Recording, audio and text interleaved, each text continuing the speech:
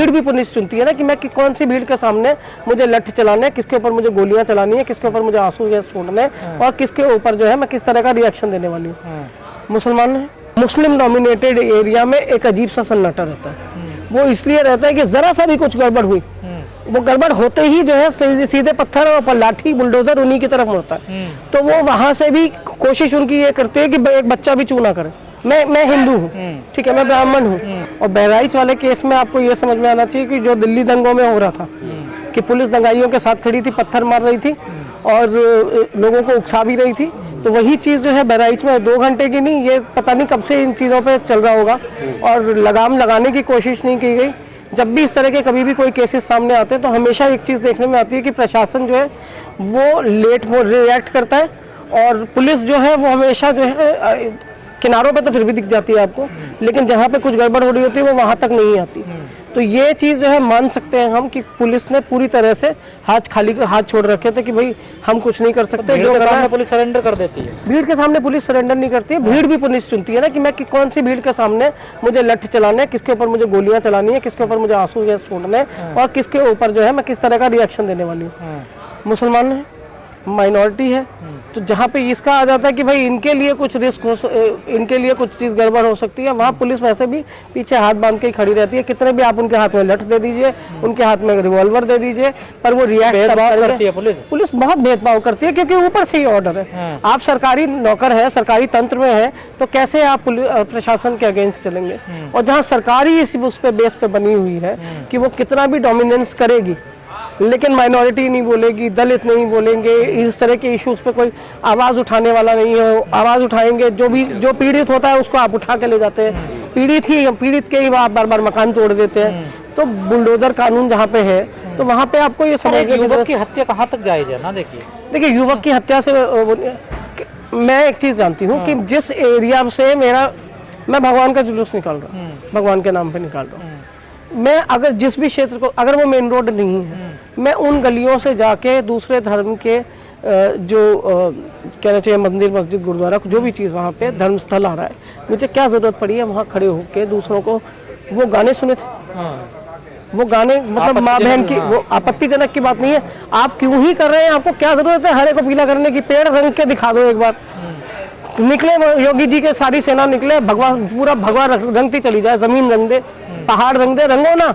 सबको हरा है, जब करना है तो हरा हटाना है। तो इतना मैं आप जहाँ खड़े हैं जमीन हरी है, ये पूरा ऊपर से पत्थर आए थे ना, जो ये जहाँ से निकलते पत्थर पहले पहुँच जाते हैं। पुलिस रूट देने गई थी वहाँ पे कि जी आप क्या सही निकलेंगे, और पुलिस ने रूट नहीं दिया होगा, सब कुछ तय हुआ होगा। देखिए ऐसा है, मेरी बात सुनिए, होता है ना। मैं CAA NRC देख चुकी हूँ, उससे पहले भी जब भी इंडिया पाकिस्तान के मैच हुए तब भी आपने देखा होगा, मुस्लिम डोमिनेटेड एरिया में एक अजीब सा सन्नाटा रहता है। वो इसलिए रहता है कि जरा सा भी कुछ गड़बड़ हुई, वो गड़बड़ होते ही जो है सीधे पत्थर और लाठी बुलडोजर उन्हीं की तरफ मुड़ता है। तो वो वहां से भी कोशिश उनकी ये करते हैं कि एक बच्चा भी चू ना करे, बच्चा भी नहीं करे, कोई भी ना करे। और इसलिए ना करे कि जब आप जब भी इस तरह के प्रोसेशन निकाले जाते हैं, शोभा यात्रा जुलूस, जब भी कुछ निकल रहा होता है तो ये होना ही होता है, ये होना ही है। तो पुलिस इस तरह के धोखे में क्यों होता है?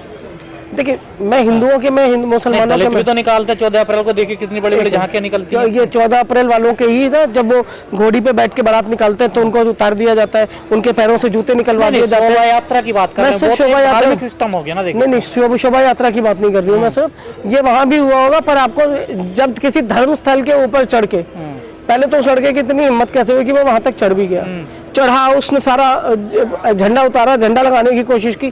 तो क्यों आप ऐसे काम कर रहे हैं? आप जब आपके मंदिर में कोई मुसलमान नहीं घुसने देते, आप सीढ़ियों से लौटा देते हैं, तो आपको क्या जरूरत पड़ी है वहां पे जाके? जब नीचे मस्जिद है तो ऊपर तुम फिर वहां भगवान को खोजने गए क्यों? और झंडा लगाने से भगवान आ जाएंगे? और भगवान जो सर्वव्यापी सर्वत्र है, वो तुम्हारे झंडा लगाने से भगवान होंगे वहां पर? नहीं तो नहीं होंगे। तो आप स्वरूप को पूजेंगे, किसी को भी पूजेंगे, लेकिन सीधी बात यह है कि इस तरह के जब लोग निकलते हैं वो चढ़ते ही उसमें है कि थोड़े दिनों बाद मुझे माला पहनने को मिलेगी, कोई पार्टी जो है वो मुझे संगठन में कोई पोस्ट दे देगी, 4-6 लोग मेरे आगे पीछे चलने लगेंगे, स्कूटी मोटरसाइकिल गाड़ी कुछ मिल जाएगी, थोड़े दिन के लिए अपने एरिया का नेता बन जाऊंगा। जिम्मेदार थी या पुलिस प्रशासन था? जिम्मेदार दोनों है।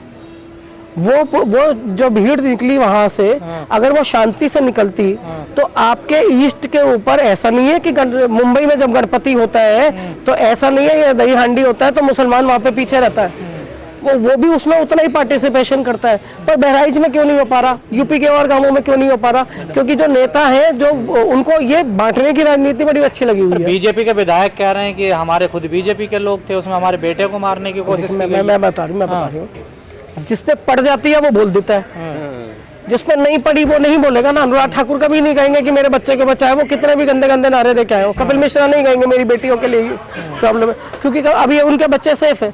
जिसके बच्चे पे पड़ेगी वो बोलेगा। आज वो बोल रहा है, कल कोई और भी बोलेगा। बीजेपी विधायक के बेटे को खतरा था उस सभा में।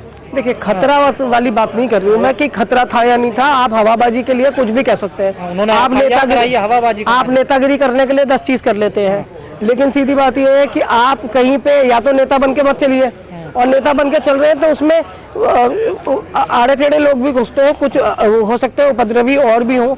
ऐसा नहीं है कि सिर्फ मुसलमानों के विरोध के खिलाफ FIR करा कर नेता थोड़ा ही बने जाएगा। देखिए, मैं जो बात मैं कह रही हूँ आप नहीं समझ रहे, मैं ये कह रही हूँ कि उनके बच्चे पे पड़ी तो उनको ये समझ में आया कि ये 4 लोग भी विरोधी थे।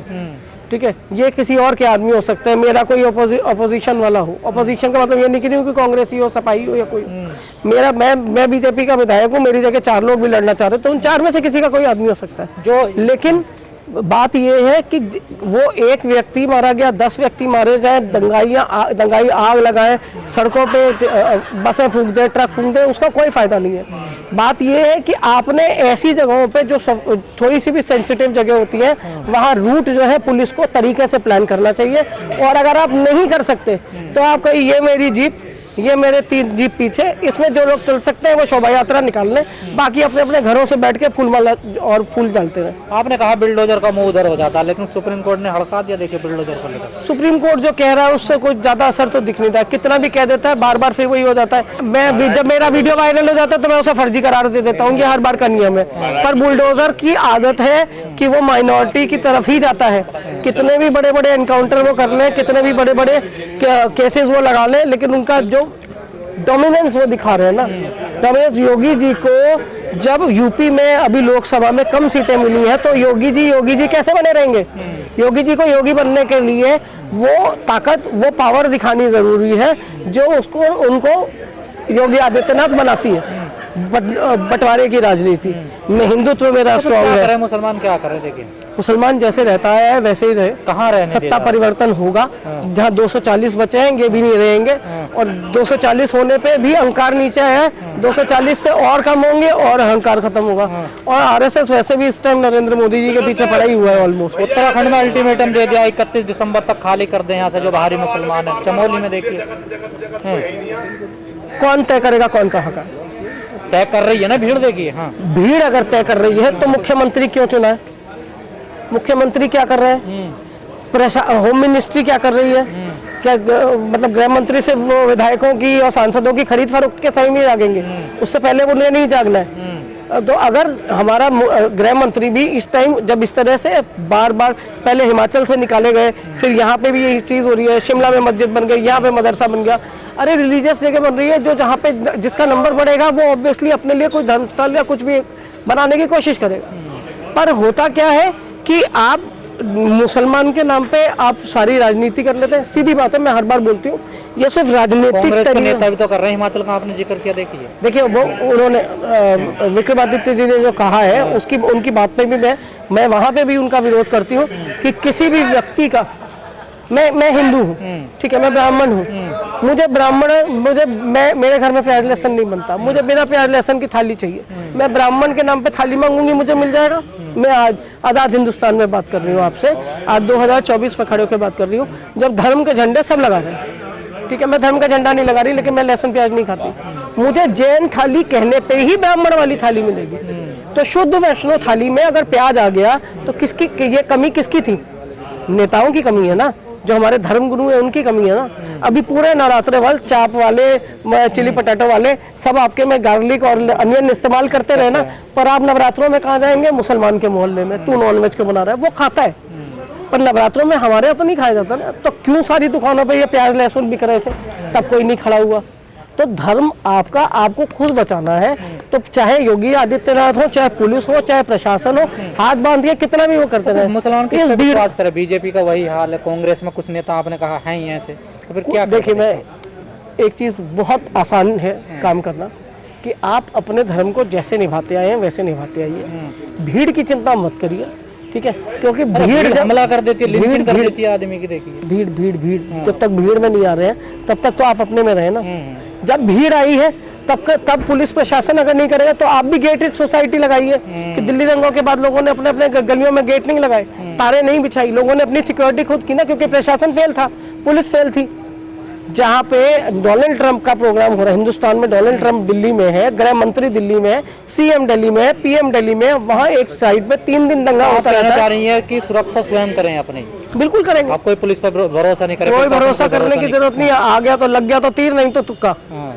तो बस आपके तुक्के में आपके प्राण चले जाएं, उससे बेटर है कि लोग जो है लामबंद होके अपने अपनी कॉलोनीज को, अपनी अपनी कम्युनिटीज को, कम्युनिटी का मतलब मैं धर्म नहीं बोल रही हूँ, कम्युनिटी का मतलब है मैं जिस एरिया में रहती हूँ वो मेरा दायरा है, वो दायरा मेरी एक कम्युनिटी है, उसमें हिंदू मुस्लिम सिख ईसाई जैन जो भी आ जाए, आप सबकी सुरक्षा करना आपका अपना हुआ है। क्योंकि एक का घर जलेगा तो ऐसा नहीं है कि दूसरे का सुरक्षित रहने वाला है।